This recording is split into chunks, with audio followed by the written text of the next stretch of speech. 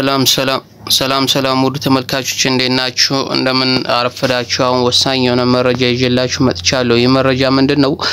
በአማራና በሱዳን እና በወልቃይትና በራያ በመተከል ጉዳይ በደራ ጉዳይ በጣም በሰፊው መረጃ አድርሻችኋለሁ ከዚህ በፊት። አሁንም እንግዲህ የጀመሩት ነው። በምዕራብ በኩል ደቡብ ሱዳን ወደ ሀገሪቱ አጥሳ እንድትገባ ያደረጉበት፣ በሰሜን ምዕራብ በኩል ሱዳን አማራ ክልል እንድትገባና ደለሉ አልፋሽጋ እንድትቆጣጠር እንዲሁም ድልድይ እንዲሰሩ የተደረገበት ምክንያት ከዚህ በፊት በተደጋጋሚ አርሻችኋለሁ። ይህ ምንድነው? ሰሞኑን የሱዳን ፈጥኖ ደራሽ ኃላፊ እንግዲህ ጀነራል ሄሚቲ ወደ ኢትዮጵያ ገብቶ ነበር። ወደ ኢትዮጵያ ገብቶ ምንድነው የተነጋገሩት ነው። ስለዚህ የብልጽግና መንግስት የሄሚቲን ጦር ለምን ይደግፋል ለብላችሁ ማሰብ አለባችሁ። የሚደግፍበት ምክንያት የደለሉ አልፋሽጋ ለሱዳን በወረራ መልክ ሰጥቶ እንዲወሰድ ያደረገ ነው። ነገር ግን የሱዳን ሽፋኑ ነው እንጂ ለአረብ ኤሚሬት በ50 ቢሊዮን ዶላር የተሸጠ ነው። አሁን ማንም ብሩን እንዳይጣሁን ፓርክ የሚሰራበት የተለያየ ቤተ መንግስቱ የአዲስ ቤተ መንግስት የሚታነጽበት ይህ ብር የት መጣ ስትሉ ከዛ ነው። የአማራን መሬት ቆርሶ ለሱዳንና ለደቡብ ሱዳን እየሸጠ አማራ ላይ ጠላት አማራ ለምን መሬታችን ተወሰደ ሲባል ይሄው እኔ ሰጥቻችኋለሁ አማራ ነው ስለዚህ ፋኖን እንዳጠፈው አግዙኝ የሚል ጥያቄ ለማቅረብ እንግዲህ የሸጠው ነው።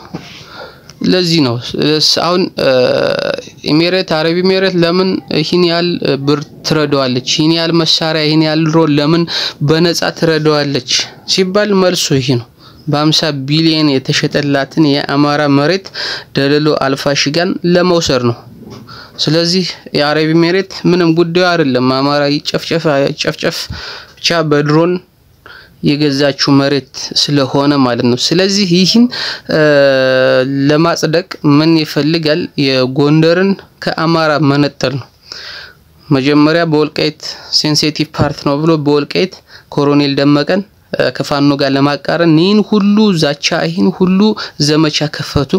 ነገር ግን ወደ ጦርነት ሊገቡላቸው አልተቻለም እርስ በርስ። አሁን በዚህ ተስፋ የቆረጠው ይህን ምንድነው? ጎንደር ብቻውን ቢሆን ምንም አያመጣም። ብቻውን ቢሆን ደቁሰዋለሁ፣ ብቻውን ቢሆን የፈለኩትን አድርጋለሁ። አሁን ከኔ ጋር ተሰልፎ በወልቃይትና በራያ ምክንያት ከኔ ጋር አሰልፌ አልፋሽጋን እንደተሸጠ ይቀራል የሚል አስተሳሰብ ነው። ስለዚህ ስለ አልፋሽጋ ስለ ጎንደር ምን አገባኝ የሚል ትውልድ ለመፍጠር የጎንደር አክቲቪስቶች በጣም በስፋት ጎጃም ጠል፣ ወሎ ጠል፣ ሸዋ ጠል እንዲሆኑ እየተሰራ ነው። ጎጃም ላይም ጎንደር ጠል እንዲሆኑ እየተሰራ ነው። ስለዚህ ይህ በጣም በጥንቃቄ መመልከት አለበት ህዝቡ። የደለሉ አልፋሽጋ ለሱዳን ዝም ብሎ አይደለም መከላከያ ለቆላቸው የገቡት ዝም ብሎ አይደለም ስለተሸጠ ነው በ50 ቢሊዮን ብር።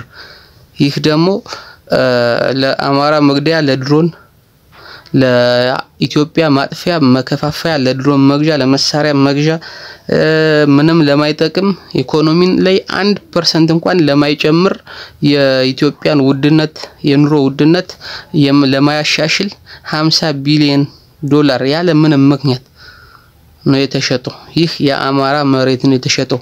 ስለዚህ ሁሉም አማራ አንድ መሆን አለበት። አሁን ጎንደር ላይ የተጀመረ እንቅስቃሴ ነገር አለ፣ አሪፍ ነው። ነገር ግን ሁሉም አማራ መሳተፍ አለበት። እዚህ ጋር በፋኖ ደረጃ አሪፍ ነው። ነገር ግን በህዝብ ደረጃ ግን በጣም ይቀራል። በጎጥ ተከፋፍሎ ያለ ነው ህዝቡ።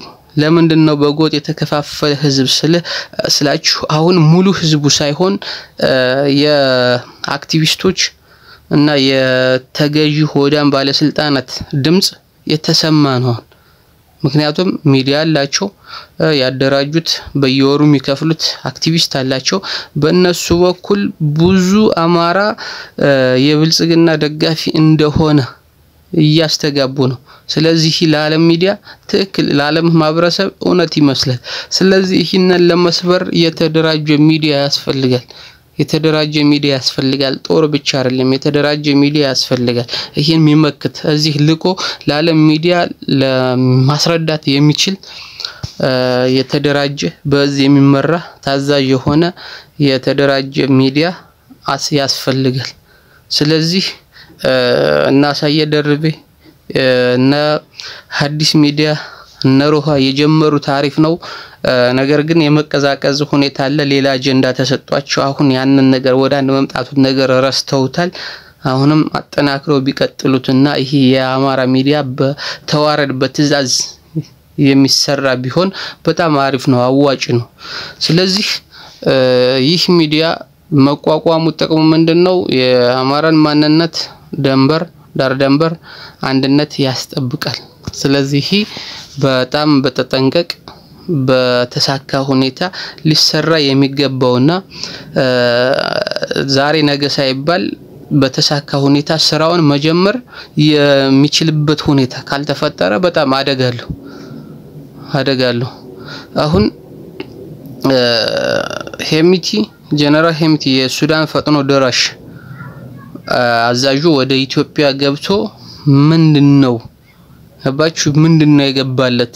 እሱም እኮ ሄሚቲም እኮ ድሮን ታንክ ሁሉ ነገር መሳሪያ የሚረዳው እኮ ከአረብ ኤሚሬትስ ነው።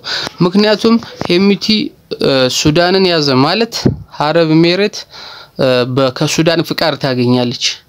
አሁን አርቦሃን እኮ የኛ አልፈቀደለትም። ስለዚህ አርቦሃን እንዲወርቅ የሚፈልጉት አረብ ኤሚሬቶችም ብልጽግናም ሌሎችም እንዲወርቅ የሚፈልጉት በቃ ይሄን ነው።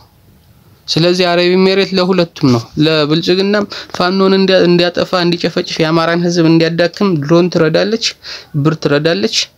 ለሱዳንም ለፈጥኖ ደራሹ ብርም መሳሪያም ትረዳለች። ስለዚህ አርቡርሃንን ማን ነው የሚረዳው ሲባል ደግሞ ኤርትራ ብቻ ነች። ስለዚህ